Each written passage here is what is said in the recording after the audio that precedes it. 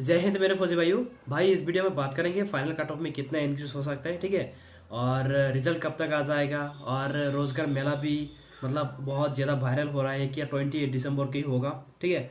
और बात करेंगे कि मैं हर वीडियो में एक ही बात बोलता हूँ कि देखो, स्टेट बैंक का अकाउंट बनवा लो। मतलब ये मैं बार बार क्यों बोल रहा हूँ, क्योंकि ये बहुत ही इंपॉर्टेंट है, ठीक है।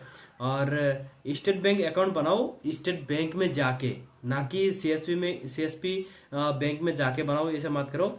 उसमें बहुत ज़्यादा प्रॉब्लम आती है, ठीक है।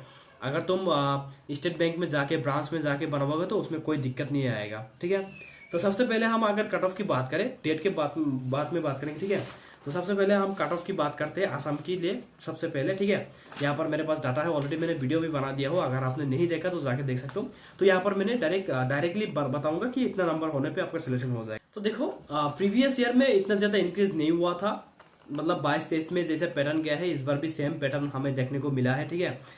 फिजिकल से मेडिकल तक कितना इंक्रीज हुआ था 2022-23 में? 13, 12, 13, 12, 15, 13, 12, 14, 15 ऐसा ही इंक्रीज हुआ था 2022-23 में। और फाइनल में कितना तक इंक्रीज हुआ था? 2, 4, 4, 5, 6, उसके बाद 5, 6, उसके बाद 6, ऐसा इंक्रीज हुआ। लेकिन इस बार जो असम के लिए मेडिकल कट ऑफ लगाने के लिए कितना इंक्रीज हुआ है? 17, 18, 16, 16 ऐसा इंक्रीज हुआ है, ठीक है।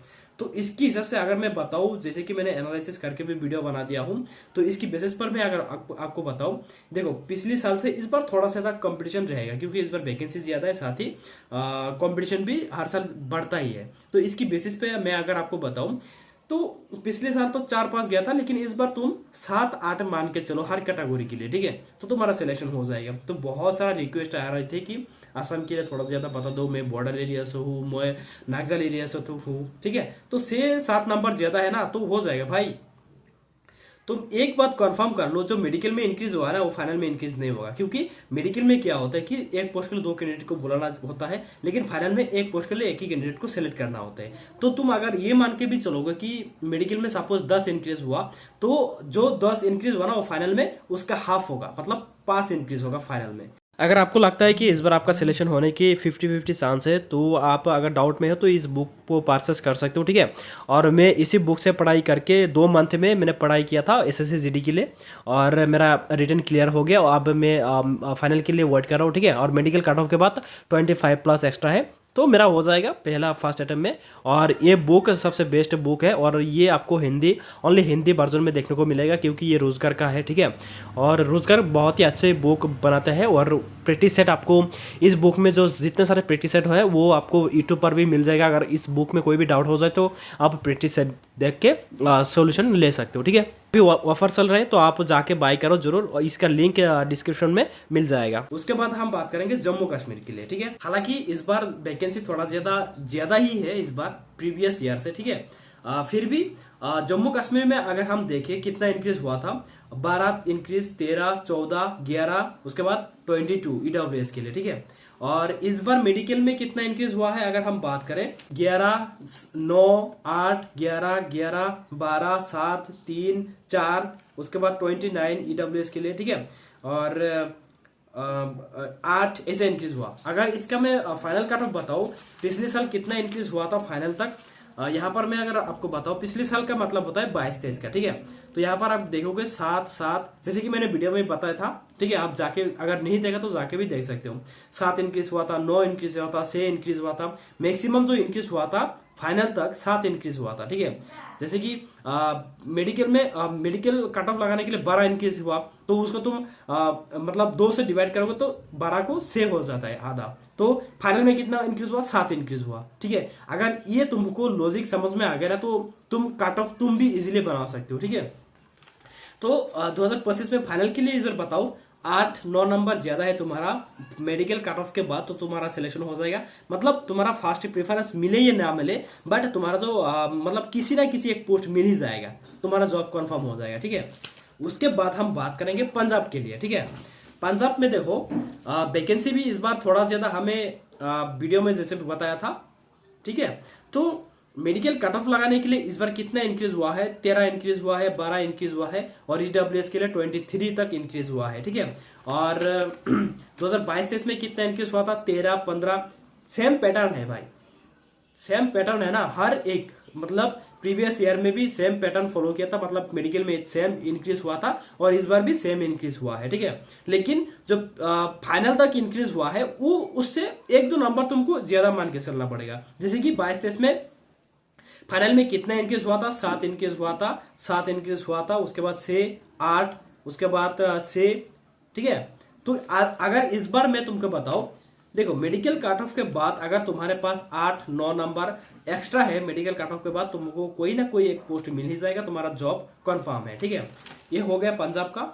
और उसके बाद अगर हम वेस्ट बंगाल की बात करें, देखो यहाँ पर वेस्ट बंगाल का सारा डाटा भी लिखा है, ठीक है। तो वेस्ट बंगाल की अगर मैं तुमको बताऊं कि वेस्ट बंगाल में कितना तक इंक्रीज हुआ था मेडिकल कट ऑफ लगाने के लिए, 6 इंक्रीज हुआ था, 11 इंक्रीज हुआ था, 20 इंक्रीज हुआ था, 10 इंक्रीज हुआ था, 20 इंक्रीज हुआ था, ठीक है।